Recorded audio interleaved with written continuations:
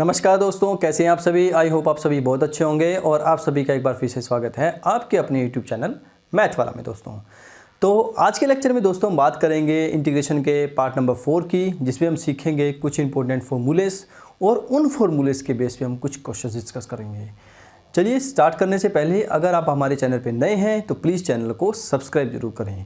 इस चैनल पे आपको ज़रूरी ही नहीं है कि क्वेश्चन ही कराए जा रहे हैं, बल्कि आपको सबसे आसान मेथड भी कराया जाता है कि क्वेश्चन किस टाइप से आपको सिंप्लीफाई करना है। तो चलिए स्टार्ट कर लेते हैं दोस्तों। सबसे पहले हम सीखते हैं कुछ फॉर्मूलेस और फिर उन फॉर्मूलेस के बेस पे हम कुछ क्वेश्चन डिस्कस करते हैं। चलिए स्टार्ट कर लेते हैं। तो सबसे पहला हमारे पास फॉर्मूला आज का है इंटीग्रेशन ऑफ टेंजेंट एक्स। जैसा कि हमने पिछले लेक्चर में डिस्कस किया था दोस्तों कि हमने अभी आपको टेंजेंट वाले फॉर्मूले नहीं कराए हैं, वही चीज़ हम आपको हम आज कराएंगे। तो उस लेक्चर को थोड़ा सा ध्यान से देखिए आप, जो पिछला लेक्चर है, और उसके बाद फिर आप इस लेक्चर पे आइए ताकि आपको थोड़ा सा और अच्छे से समझ में आए। ठीक है, तो चलिए स्टार्ट कर लेते हैं आज के फॉर्मूलेस। सबसे पहले हम फॉर्मूले सीखेंगे, फिर उसके बेस पे जो क्वेश्चंस हैं उनको डिस्कस करेंगे। तो फर्स्ट फार्मूला आज का है हमारे पास integration of tangent X D X. इसका आपके पास फॉर्मूला होता है माइनस के log cos x plus C. ठीक है, आपको एक ही फॉर्मूला याद रखना है दोस्तों। मैथ में आपको दो फॉर्मूले दे रखे हैं, कोई फायदा नहीं है दो फॉर्मूलेस का। आपको एक ही फॉर्मूला याद रखना है, चाहे तो आप फर्स्ट वाला याद करें चाहे वो सेकंड वाला याद करें। ठीक है, मैथ में आप देख सकते हैं आपको दोनों फॉर्मूले मिल जाएंगे। Integration of cot x dx is equal to, cot x का इंटीग्रेशन आपके पास होता है log of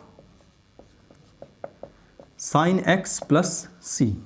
formula number 3 integration of secant x dx is equal to, secant x का इंटीग्रेशन आपके पास होता है log of secant x plus tangent x plus में c। Formula number 4 last formula cosecant x dx is equal to, इसका integration आपके पास होता है log of cosecant X minus cot X, cosecant X minus cot X plus सी।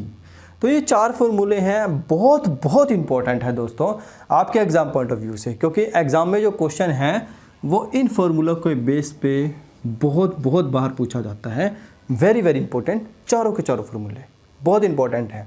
इनको आप अच्छे से कर लीजिए, कोई भी क्वेश्चन इस टाइप से आएगा, क्योंकि मैक्सिमम स्टूडेंट्स क्या हैं फॉर्मूले तो दूसरे वाले फॉर्मूले तो कर लेते हैं, integration of sine x cos x, ठीक है, इस तरीके से फॉर्मूले तो कर लेते हैं सभी, पर ये जो स्टैंडर्ड्स फॉर्म हैं चार फॉर्मूले की, ये बहुत ही कम स्टूडेंट करते हैं। ठीक है, तो आप सभी ने भी करना है। आई होप आप सभी ये बहुत अच्छे से करेंगे।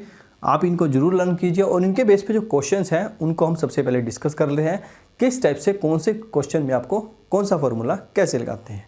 तो चलिए स्टार्ट कर लेते हैं। फर्स्ट क्वेश्चन यहाँ पे कर लेते हैं। चलो, integration of sine x upon sine of x minus A D x. ठीक है, इसका इंटीग्रेशन करना है आपको। अभी देखिए ये क्वेश्चन देखने में बहुत टफ लगता है दोस्तों। ठीक है, मैं आपको सिंपल क्वेश्चन, इसमें बहुत ही कम है, रेयर चांस है कि कराऊंगा। मैं क्वेश्चन सिर्फ वही डिस्कस करूंगा जो एग्जाम पॉइंट ऑफ व्यू से बहुत ज़्यादा इंपॉर्टेंट है। तो ये क्वेश्चन अब अक्सर एग्जाम में पूछा जाता है। ठीक है, चाहे वो +2 का एग्ज़ाम है, चाहे आप कोई भी एग्ज़ाम दे रहे हैं। ठीक है, जो नहीं है कि +2 का एग्ज़ाम दे रही हैं, आप कोई भी एग्ज़ाम दे रहे हैं उसमें इस टाइप का क्वेश्चन आपको पक्का मिलेगा। ठीक है, चाहे पॉलिटेक्निकल का है, चाहे आपका कोई भी बीकॉम का पेपर है, या आप कोई भी हाईयर स्टडी कर रहे हैं, तो इस तरह के क्वेश्चन अक्सर पूछे जाते हैं। यहाँ पे देखिए आप sine x upon sine X minus A angle लिखे हुए हैं। जब भी आपको किसी भी क्वेश्चन में इस टाइप का कोई भी क्वेश्चन मिले जहाँ पे आपको एंगल इस तरह से डिवाइडेड किया हो, ठीक है, ऊपर एंगल साइन एक्स है, नीचे साइन एक्स माइनस ए है, या ऊपर कोस एक्स है, नीचे कोस एक्स माइनस ए है, तो उस क्वेश्चन में आप डायरेक्ट पुट करके चलेंगे। ठीक है, पुट आपको क्या करना है, put x minus a is equal to t. आपने इसको पुट कर देना है t। क्लियर है दोस्तों। चलिए अब इसके बाद क्या करते हैं, पुट करने के बाद इस डिफ्रेंशिएट कर देते हैं। dx इज इक्वल टू आपके पास आ जाएगा dt। ठीक है, dx की वैल्यू क्या आ जाएगी हमारे पास dt, क्योंकि a का इंटीग्रेशन करता है 0। अब देखिए आप लोग सोचेंगे कि इसको करने से हुआ तो कुछ है नहीं, x माइनस ए की वैल्यू t पुट की, dx की वैल्यू dt आ गई, तो कुछ बात तो बनी नहीं। ठीक है, बात बनाने के लिए क्या करते हैं, हमने मेनली जो चीज़ है ये क्यों की, क्योंकि हमें ऊपर फॉर्मूला बनाना है, नीचे फॉर्मूला नहीं चाहिए हमें।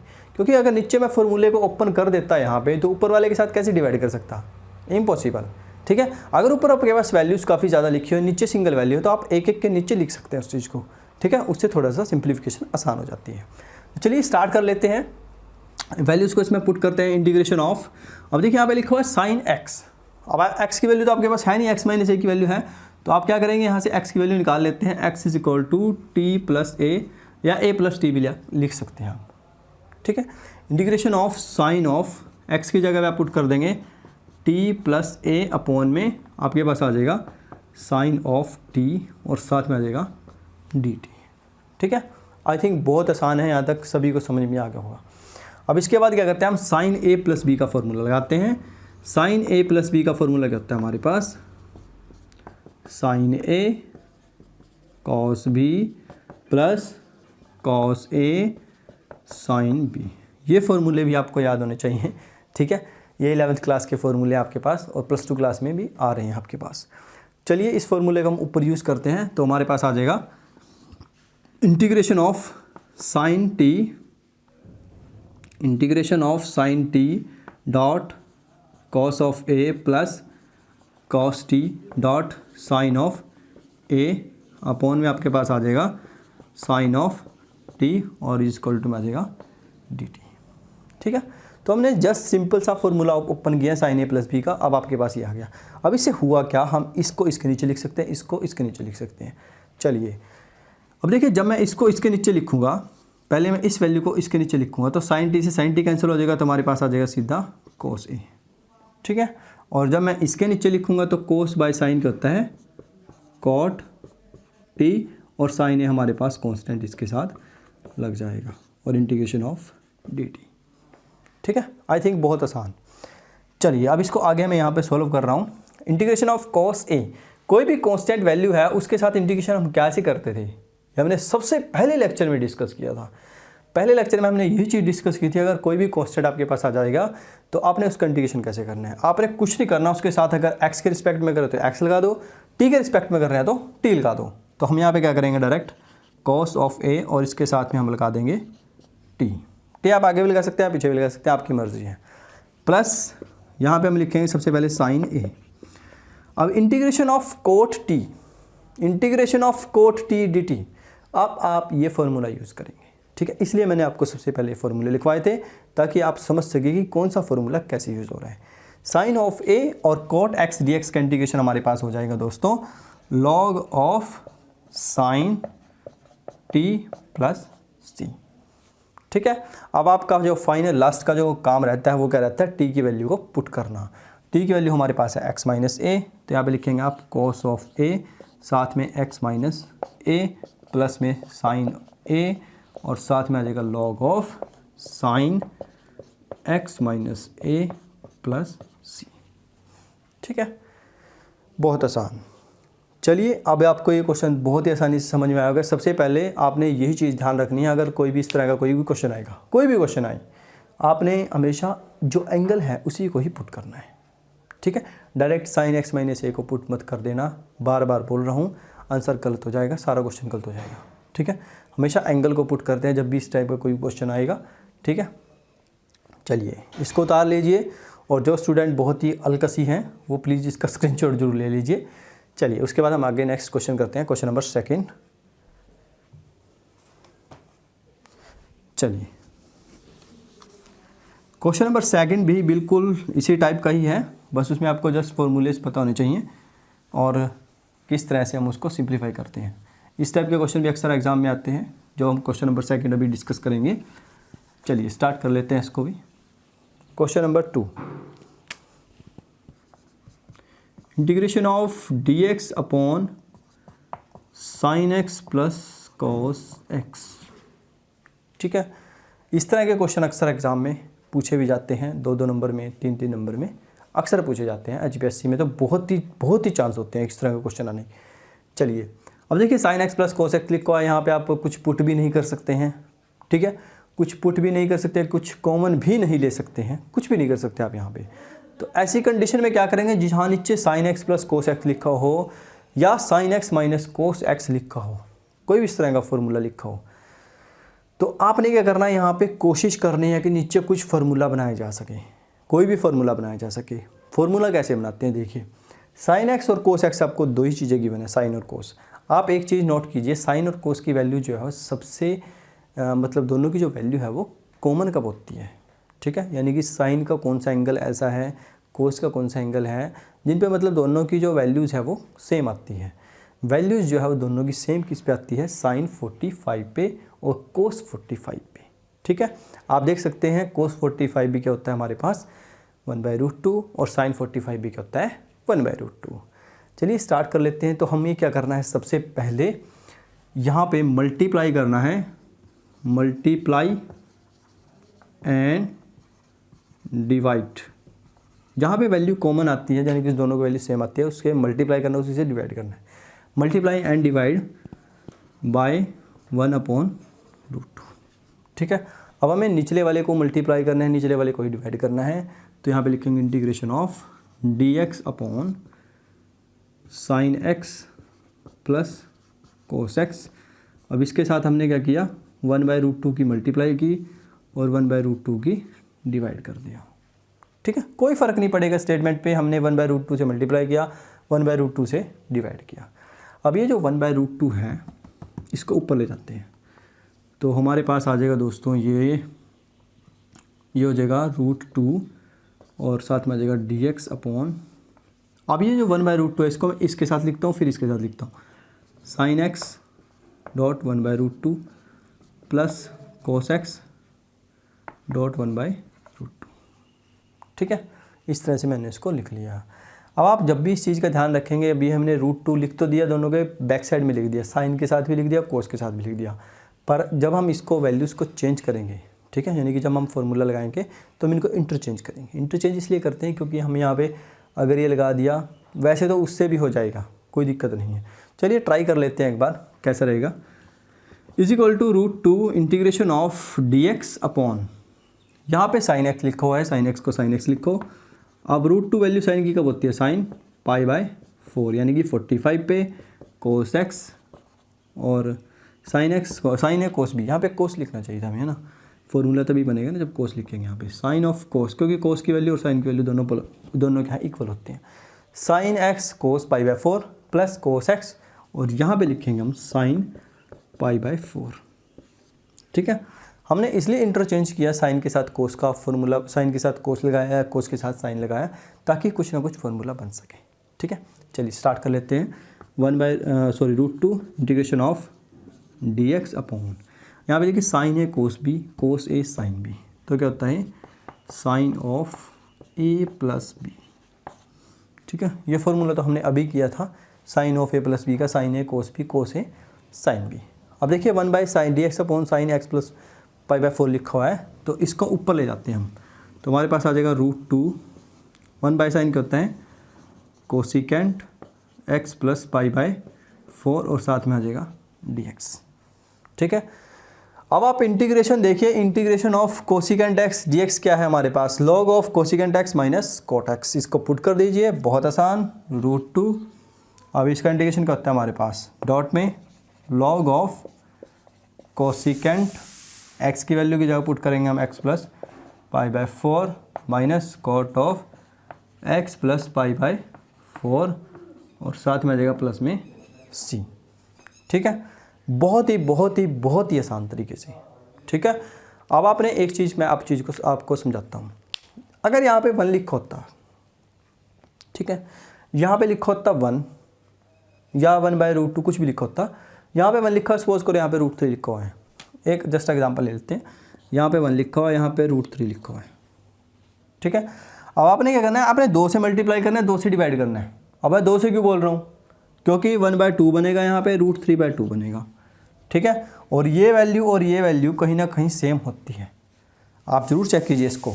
जहाँ पे साइन की वैल्यू 1/2 है, वहाँ पे कोस की वैल्यू √3/2 होती है, चेक कर लीजिए आप। देखिए साइन 30 का होता है 1/2 और कोस 30 का होता है √3/2, ठीक है।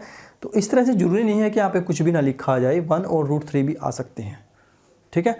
पर ये कंडीशन मैंने आप लोगों को इसलिए कराई जहाँ पे कुछ भी नहीं लिखा हुआ है, क्योंकि स्टूडेंट यहाँ पे कंफ्यूज रहते हैं।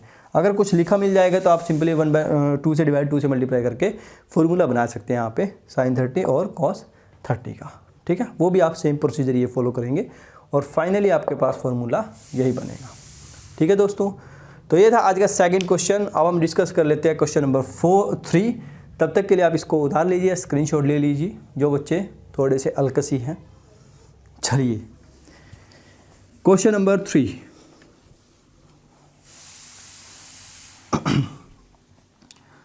क्वेश्चन नंबर 3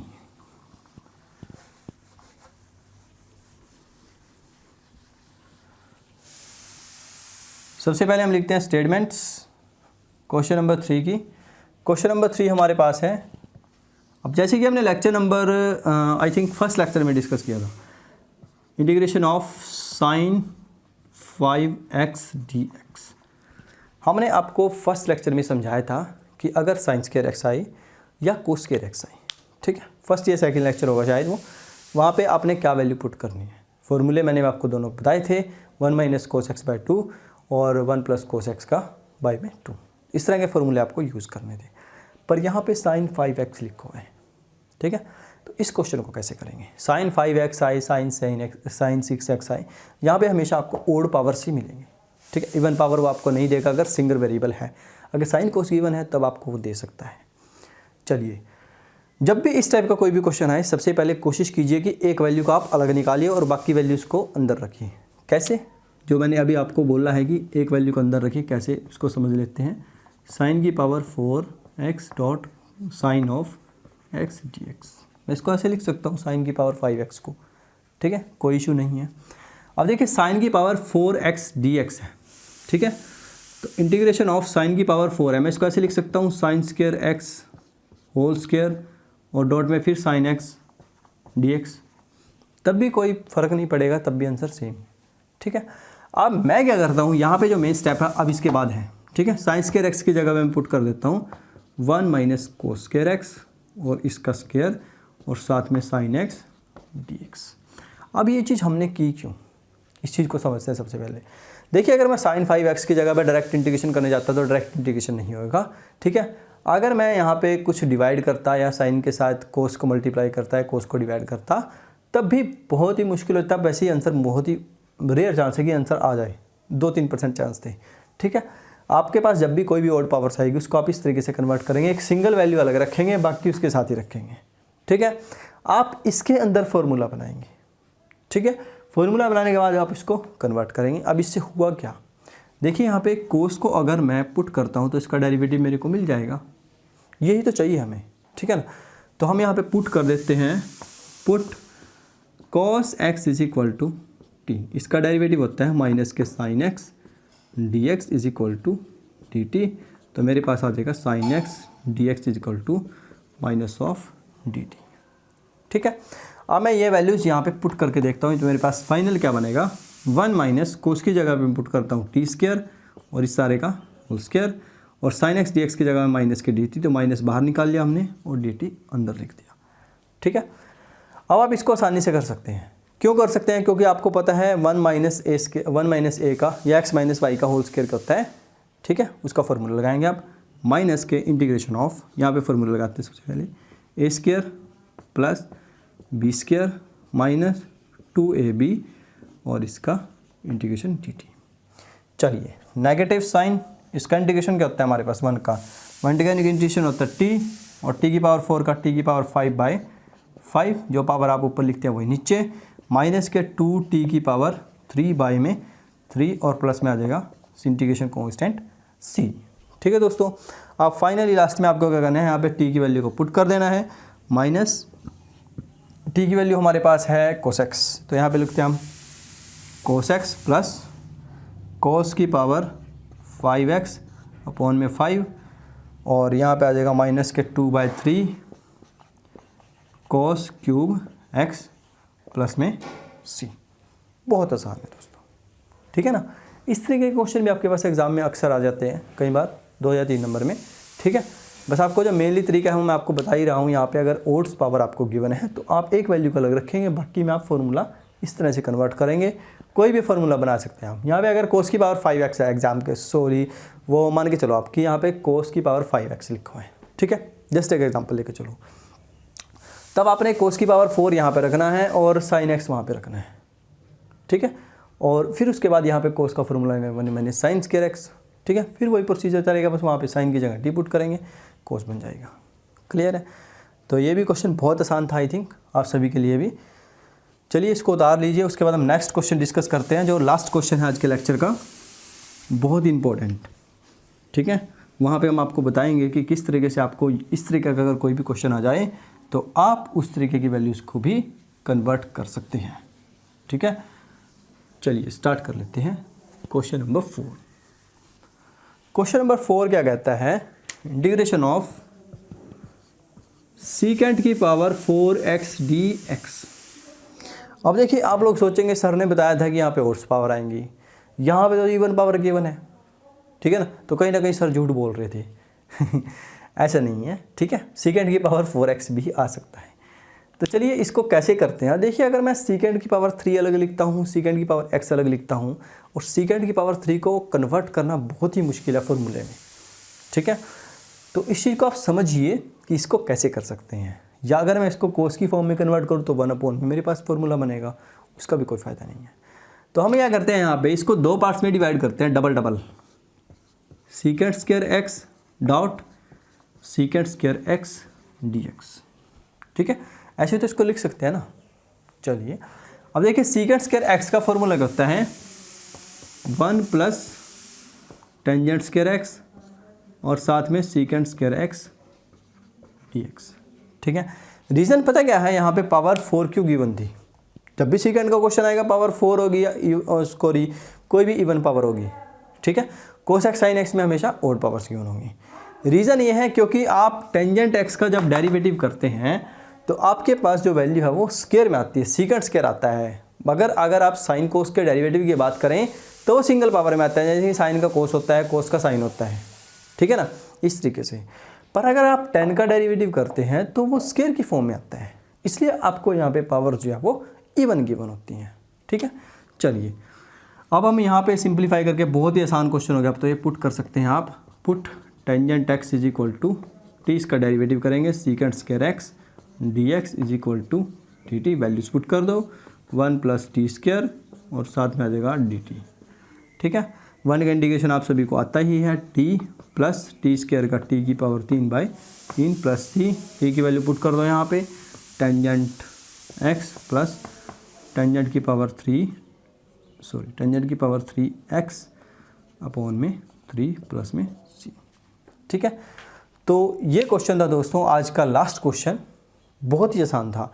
बस आपको जो मेन चीज़ याद रखनी है वही याद रखनी है कि अगर पावर इवन है या ओड है तो उसको किस तरीके से फॉर्मूले में कन्वर्ट करना है, ठीक है। उसके बाद तो क्वेश्चन बहुत आसान है।